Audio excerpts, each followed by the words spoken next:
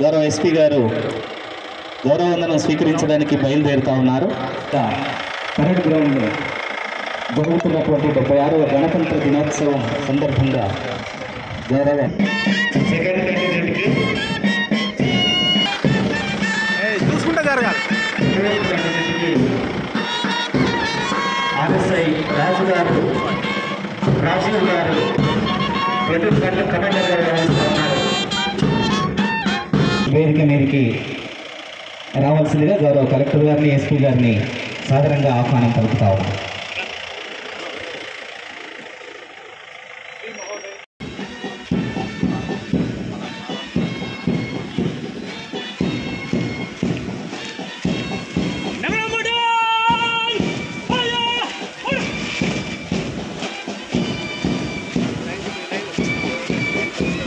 గణతంత్ర దేశంగా భారతదేశాన్ని నిలుపుకునేందుకు భారతరత్న డాక్టర్ బిఆర్ అంబేద్కర్ గారి సారథ్యం భారత రాజ్యాంగం 1950 జనవరి 26ను అమల్లోకి తెచ్చుకున్నాం.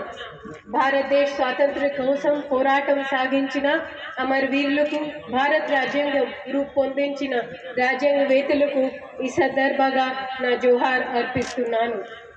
తెలంగాణ రాష్ట్ర అభివృద్ధి 16వ సంవత్సరం పూర్తి చేసుకున్నాం.